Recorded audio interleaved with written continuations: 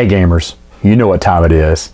Today we're going to review Twilight Imperium, Prophecy of Kings. Let's check it out.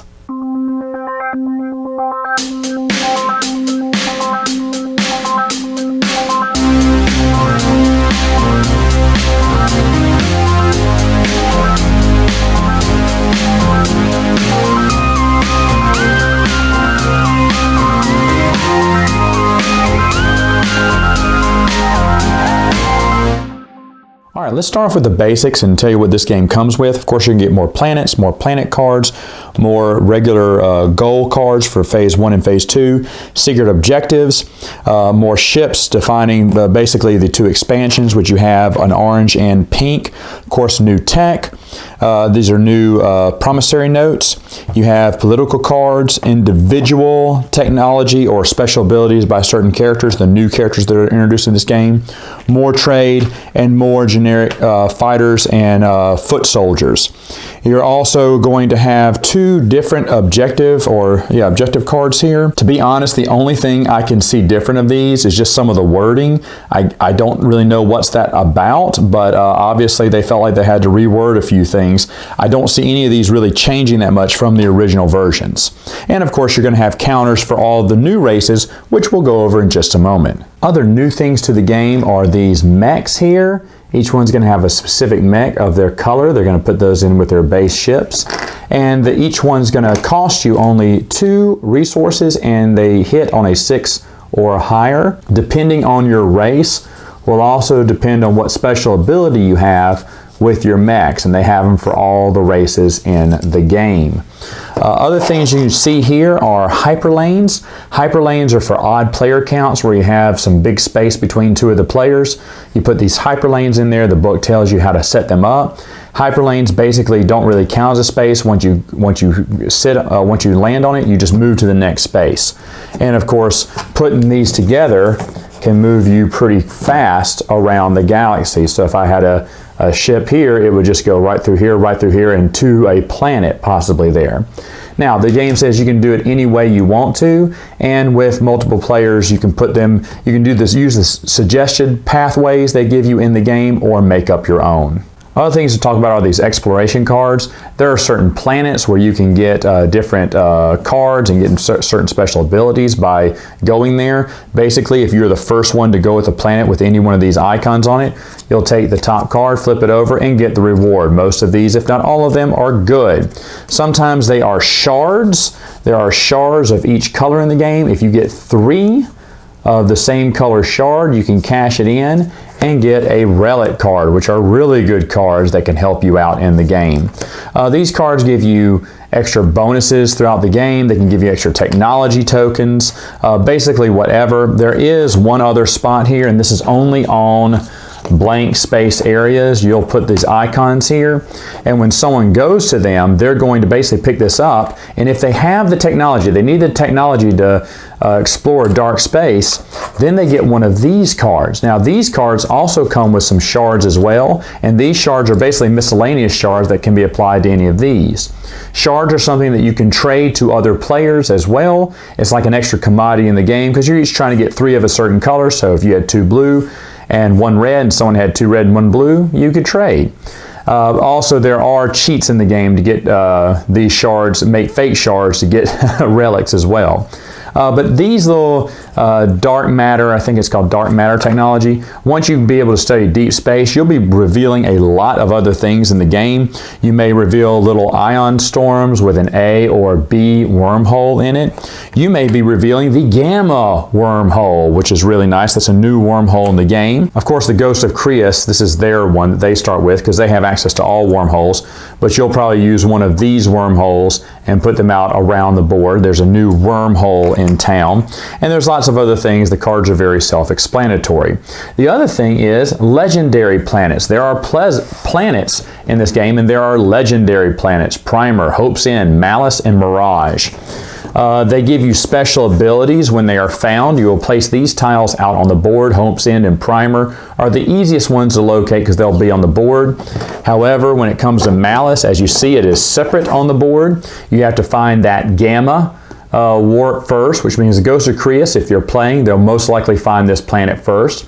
But once it is found, if you don't have the Ghost of Creus, you'll just have to keep searching space to find the wormhole for it. But once it is found, you would flip it over, and now it's easily accessible by anyone now that it is a known planet. And of course, when you take that, you're going to take whatever that planet is as well, that super card. And that super card is going to give you an ability in the game, and all the abilities here are different. There's one planet called Mirage. The only way you're going to find it is in deep space, when one of these cards will say, hey, you found Mirage. A planet token will magically appear, and suddenly that's where a power planet is. Now, these power planets are really fun because they are areas that you will also be fighting for, because they're going to be giving you super bonuses in the game. So on top of Mechatol Rex, you'll also be fighting over these 4 super planets as well. Next up is leader cards. All of the races have these, and they have them for all the races here. Basically, you'll mark them under the 1, the 2, and the 3 here. This is where your mech will go. But here it basically tells you an agent is something that you get to do. You exhaust it once per round, and it can help other people. This basically comes for when you're working together with people or making alliances. Agents usually tend to be cards that help others, and you hope that that person will help you back. This one over here, these 2 have to be unlocked. All of the actions to unlock them, or the goals to unlock them, can be different for each group. A lot of times your hero will have to have 3 scored objectives to be unlocked. Now, once these are unlocked, they can flip over like this. And then they'll have a little bit stronger person with their commander, something that will benefit you. The hero is a super action that you can usually just do once. Afterwards it says, hey, purge this card. Purge means take it away. So everyone has one hero which has some super ability in the game. And of course these stay unlocked. They stay locked at the beginning of the game. This one's unlocked for you. There are certain aliens that have a little bit more extra characters to play with as well. That's just one of their abilities. And finally, we get to all of the new factions that are in the game. They each have special abilities, plus some of their personal technology they have is amazing. These are evenly distributed. All of these powers are great to have. The first one, basically the Imperium, they can pass through nebulas without having to stop. They can also allow other players to pass through their ships without fighting them as well. And it says, hey, during setup, take an additional Imperium faction promissory note. You have 2 faction promissory notes. So you're actually a little bit more powerful there. Some of these promissory notes and some of the things they can do are incredible. Next up, you have the Mahat Gene Sorcerers or whatever. Basically, the effect says, hey, when you're in combat, place 1 command token from, when you win a combat, place 1 command token from your opponent's reinforcements into your fleet pool. So basically, you take one of their fleet tokens and put it into your fleet pool. It says, if it does not already contain one of that player's tokens. So you can only do it once per any player. But again, it gives you extra tokens in the game. It says the other player's tokens in your fleet pool increase your fleet limit but cannot be redistributed. So you can't redistribute them to other areas. It just helps you with your fleet, which is really an awesome option when you think about it. Next one says, hey, while another player's command token is in your fleet pool, you can use the ability of that player's commander if it's unlocked. So you even get more powerful as your opponents get powerful. Finally, it says, hey, during setup, purge your alliance promissory note. Other players cannot give you their alliance promissory notes. If you purge it, everyone has to get rid of it, or they can't give it to you. That's a promissory note they can't give you. And of course, lots of different tech that can help you out in this game. Next one are the Volraith Cabal. Basically, you can capture your opponent's non-structured units that are destroyed during combat.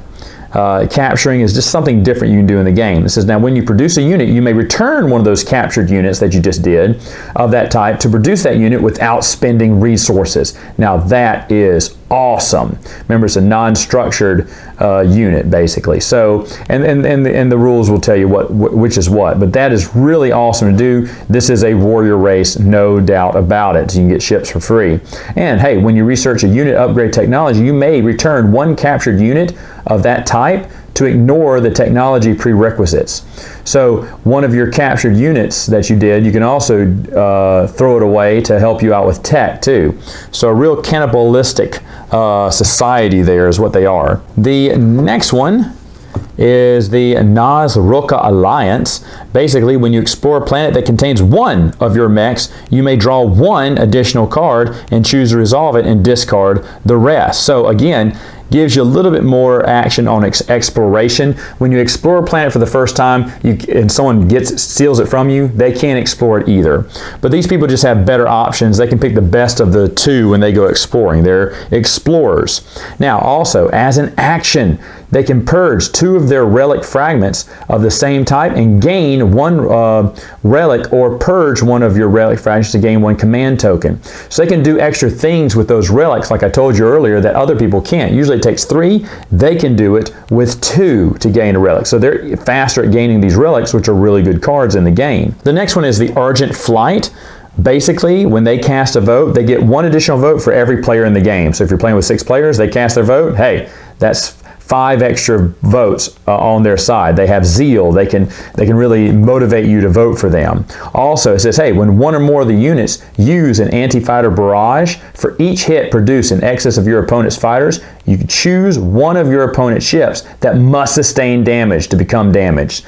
Okay, so any of their ships that can sustain damage become damaged when they're using anti-fighter barrage against you. Really awesome. The next one is the Nomad. Of course, they have a lot of commodities here, which is good to trade with them. Basic says during setup, you can add 2 more additional Nomad faction agents and place them next to your faction sheet. You have 3 agents. So I told you earlier, everyone has 1 agent. They have 3 that they can do. So they have a lot more versatility in what they do in each and every turn. Also says, hey, during the agenda phase, after an outcome you voted for or predicted is resolved, you gain 1 trade good. So they're good about grabbing that trade. And then you got the Titans of Soul. Basically, after you explore a planet that does not have a sleeper token, and these are the sleeper tokens here. Lots of nice sleeper tokens that you have. Oh, those aren't sleeper tokens. But these are extra things you can have. These are sleeper tokens here. But you're going to basically reveal them for, this gives you extra tech discounts, extra, commodities and influence on planets. But most of these are going to give you a PDS cannon you can add to those places. So basically, it just lets you put PDS cannons, and every planet you control, you're going to have a tight grip on it because you're going to have a PDS cannon on just about, well, at least a lot of these planets for almost free. The last thing says, if your flagship or you awaken faction ability, there's an awaken faction ability that places your units on the same space area or onto the same space as another player's units, your units must participate in combat during the space combat or ground combat steps. So basically, this lets you get into that battle all the sooner. Really awesome stuff. Now, there is another bit of technology here. Someone can create like mini gravity rifts that will affect every other player but you. And so everyone has to roll for those gravity rifts except for you. And you start with, I think, 3 of these, and you can place them anywhere on the board. And basically, that is the game. Final thoughts. What do I think about the game? Wow. This past year, we were playing with 3rd edition several times over because there's a lot of things that 4th edition just didn't have. This right here is going to kill 3rd edition for me, and for the rest of my gaming group too. I won't say we will never play 3rd edition again. However, there's not going to be much that 4th edition doesn't have now. I did a video last year talking about the 5 things that this expansion doesn't have, but all those pale in comparison. In fact, now I've kind of cut that down to 2 because this really has everything I want, just about everything I want here. I love it all. The super planets are great because it's something else to fight over. I'll be honest, the hyper lanes we're bringing into our games anyway. We're just letting people throw them in there so you can have hyper lanes in different areas, and it actually helps you move across the board faster. It's not what those tiles were intended to be for, but we play it like that all the same. The leader cards, amazing. Each one is different, and like I said, if their special ability that they have as an alien doesn't really impress you, don't worry. Their special technology promissory notes, agents, commanders, and heroes will definitely change your mind. As reading over those just alien special abilities, are like, wow, why would you want to be them? Not have to stop in Nebulas. Oh well, no man, they have a card, they have some technology that when you enter their space, you have to give them a promissory note. I mean, just some mega cards, and those hero cards are unbelievable abilities, but they're only for one time. So when are you going to use it? And having to unlock those are really good. Now, of course, each alien has its own different methods of how they can win the game. That's one of the most beautiful things about Twilight Imperium, is that if you follow whatever your alien is good at, that's the best path for victory there. Now, of course, every alien is different, right? So there are different paths to victory again.